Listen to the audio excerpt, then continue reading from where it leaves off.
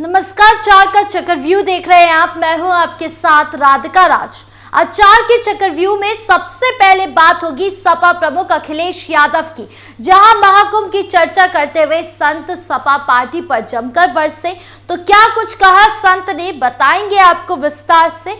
साथ ही बात होगी बीजेपी अध्यक्ष की, जिनके ऊपर पद के लिए 50 लाख रुपए ऐंठने का आरोप है। फिर बात होगी हैरान कर देने वाले मामले की, जहां मुर्दों का बीमा करा रकम हड़पने वाले गैंग का खुलासा हुआ है। तो क्या है पूरा मामला, बताएंगे आपको विस्तार से। और आखिर में बात होगी किसान की, जहां भारतीय किसान यूनियन के प्रदेश उपाध्यक्ष रामावतार ने प्रशासन पर गंभीर आरोप लगाए हैं, जिसको लेकर किसान बड़े आंदोलन की तैयारी भी कर रहे हैं।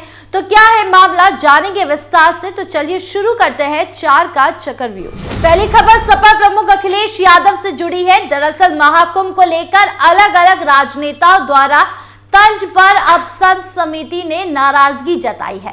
खास तौर पर समाजवादी पार्टी प्रमुख अखिलेश यादव और सपा सांसद अफजाल अंसारी द्वारा महाकुंभ को लेकर दिए गए बयान पर अब अखिल भारतीय संत समिति ने नाराजगी जताते हुए चेतावनी दी है।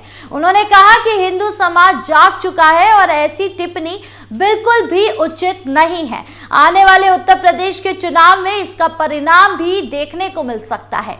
अखिल भारतीय संत समिति की तरफ से राष्ट्रीय महामंत्री स्वामी जितेंद्रानंद सरस्वती ने बयान जारी करते हुए कहा कि अफजाल अंसारी अखिलेश यादव या फिर बिहार के पप्पू यादव, उन्हें यह बात समझ लेनी चाहिए कि हिंदू समाज अब जाग चुका है। महाकुंभ अथवा सनातन संस्कृति से जुड़े किसी भी प्रकार के आयोजन पर कोई भी अमर्यादित टिप्पणी करना उचित नहीं है। उन्होंने ये भी कहा कि जब 50 करोड़ हिंदू 15 से 20 किलोमीटर तक पैदल यात्रा कर सकते हैं, इस महापर्व में उत्साह के साथ शामिल हो सकते हैं, तो ऐसे नेताओं को लोकतंत्र के महापर्व में ये जनता मुंह तोड़ जवाब देने की भी क्षमता रखती है। अखिल भारतीय संत समिति के राष्ट्रीय महामंत्री स्वामी जितेंद्रानंद सरस्वती ने सपा प्रमुख अखिलेश यादव को चेतावनी देते हुए कहा कि 50 करोड़ लोगों की धारा को उन्हें समझना चाहिए। आने वाले उत्तर प्रदेश के चुनाव में यही जनता समाजवादी पार्टी को जमीन में खोद कर गाड़ देगी। दल का अवशेष भी नहीं प्राप्त होगा। लोगों की भावनाओं को भी इसी आहत करने वाले नकारात्मक टिप्पणी इन नेताओं को नहीं करनी चाहिए। अब महामंत्री स्वामी जितेंद्रानंद सरस्वती के बयानों पर अखिलेश यादव क्या पलटवार करते हैं, ये देखने वाली बात हुई। बढ़ते अगली खबर की ओर, जो बीजेपी जिला अध्यक्ष से जुड़ी है। दरअसल भारत की सबसे बड़ी सियासी पार्टी बीजेपी ने एक वायरल चिट्ठी ने घमासान मचा दिया है। इस वायरल चिट्ठी में कानपुर बुंदेलखंड से बीजेपी के पूर्व क्षेत्रीय मंत्री अजीत कुमार गुप्ता ने पार्टी में पद दिलाने के नाम पर फतेहपुर जिलाध्यक्ष मुखलाल पाल पर अवैध वसूली का आरोप लगाया है। अब यूपी बीजेपी ने मामले में कार्यवाही करते हुए कारण बताओ नोटिस जारी किया है। वायरल चिट्ठी में लगे आरोपों के बाद बीजेपी के प्रदेश महामंत्री और विधान परिषद सदस्य गोविंद नारायण शुक्ला ने फतेहपुर जिलाध्यक्ष मुखलाल पाल के खिलाफ नोटिस जारी किया है। इस नोटिस में कहा गया है कि आपके यानी मुखलाल पाल विरुद्ध पार्टी आचरण के खिलाफ काम करने की शिकायत मिली है। इस शिकायत का संज्ञान लेते हुए प्रदेश अध्यक्ष के निर्देश पर आपको कारण बताओ नोटिस जारी किया जाता है। बीजेपी प्रदेश संगठन की तरफ जारी कारण बताओ का फतेहपुर जिला अध्यक्ष मुखलाल पाल को 7 दिन के अंदर जवाब देने को कहा गया है। इसमें आगे कहा गया है कि इस समय पर स्पष्टीकरण और संतोषजनक जवाब न देने पर पार्टी के जरिए अनुशासनात्मक कार्यवाही की जाएगी। इसके अलावा पूरे मामले की जांच के लिए 3 सदस्यीय कमेटी का गठन किया गया है। फतेहपुर बीजेपी जिलाध्यक्ष मुखलाल पाल पर लगे आरोपों की जांच के लिए जिन सदस्यीय कमेटी का गठन किया गया है, उसमें बीजेपी प्रदेश महामंत्री अनूप गुप्ता और राम प्रताप सिंह चौहान और प्रदेश मंत्री शंकर लाल लोधी को सदस्य बनाया गया है। इस वायरल चिट्ठी ने बीजेपी प्रदेश आलाकमान के भी हाथ पांव खड़े कर दिए हैं। अब ऐसे में ये मामला क्या रुख लेता है, ये देखने वाली बात होगी। खबरों में आगे बढ़ते हैं, जहां उत्तर प्रदेश के संभल में पुलिस ने बीमा माफिया गैंग के 6 आरोपियों को गिरफ्तार किया है। ये गैंग मुर्दों का बीमा कराकर क्लेम हड़प जाता है और सरकारी योजनाओं का बीमा भी फर्जीवाड़ा कर हड़प जाते हैं। इस गैंग ने आशा वर्कर से लेकर उच्च शिक्षा प्राप्त छात्र भी शामिल है। पुलिस ने गिरफ्तार किए गए आरोपियों के कब्जे से 81 पासबुक, 16 चेकबुक, 35 डेबिट कार्ड, 25 आधार कार्ड और 31 मृत्यु प्रमाण पत्र, 17 पॉलिसी बॉन्ड और सिम और बैंकों की मोहर बरामद की है। पुलिस के मुताबिक ये शातिर गैंग ग्रामीण इलाकों में आशा वर्करों के माध्यम से बीमार लोगों को ढूंढकर उनका बीमा कराता था और उनके नाम से आई बीमे की रकम हड़प जाता था। इतना ही नहीं, ये गैंग मरे हुए लोगों का फर्जी तरीके से बीमा कराकर क्लेम की रकम हड़प जाता था।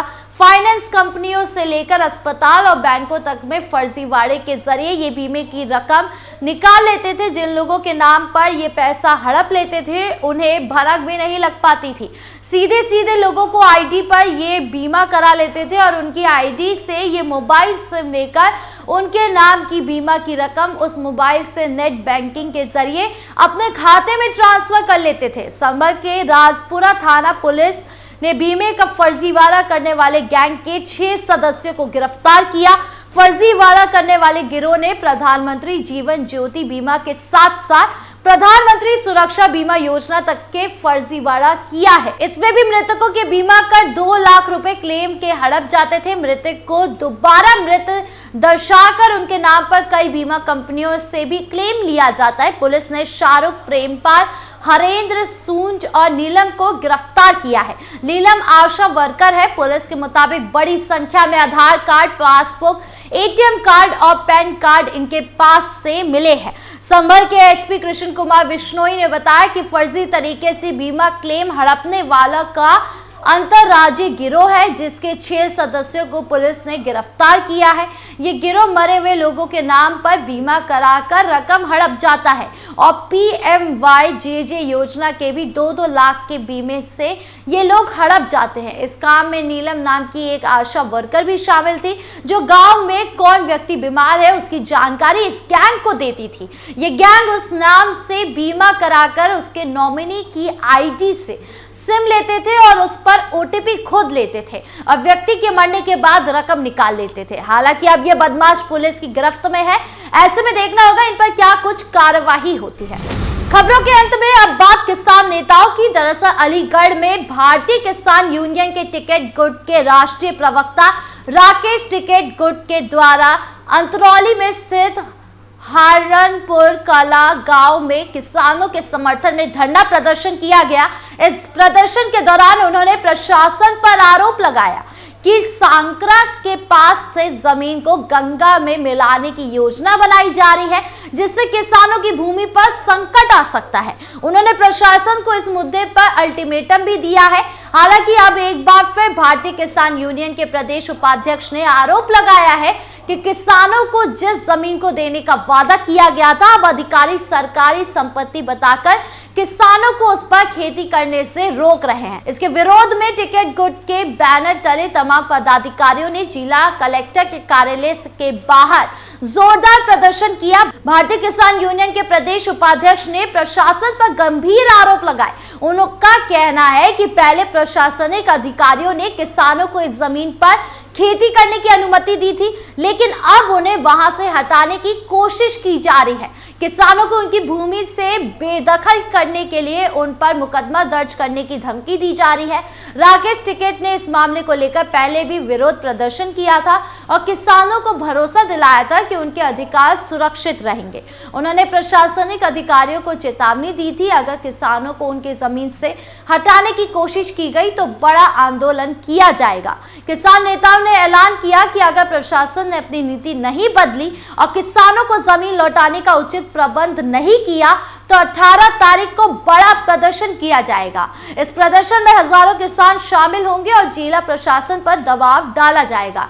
किसान संगठनों का कहना है कि अगर किसानों को उनकी जमीन से बेदखल करने की कोशिश की गई तो आंदोलन उग्र हो सकता है। इस दौरान किसानों के द्वारा साफ तौर पर कहा गया है कि चाहे किसान मरे या अधिकारी इस आंदोलन से पीछे नहीं हटेंगे और अपनी जमीन वापस लेकर रहेंगे। इस पूरे मामले पर जिला अधिकारी अलीगढ़ ने किसान नेताओं से बातचीत की है। उन्होंने आश्वासन दिया है कि इस मामले की पूरी तरह से जांच की जाएगी और जल्द ही आवश्यक कदम उठाए जाएंगे। अब जांच में क्या कुछ सामने आता है देखने वाली बात होगी। साथ ही ये भी देखना होगा कि किसानों की मांगे कब तक पूरी होती है। आपकी इस मामले पर क्या राय है, कमेंट बॉक्स में जरूर बताएं। 4 के चक्रव्यूह में आज खबरों का सिलसिला यही खत्म करते हैं। कल फिर मिलेंगे आपसे नई खबरों के साथ। वीडियो अच्छी लगी हो तो लाइक शेयर करें, चैनल को सब्सक्राइब करना ना भूलें और देश की तमाम बड़ी खबरों से जुड़े रहने के लिए देखिए कैपिटल टीवी उत्तर प्रदेश। नमस्कार।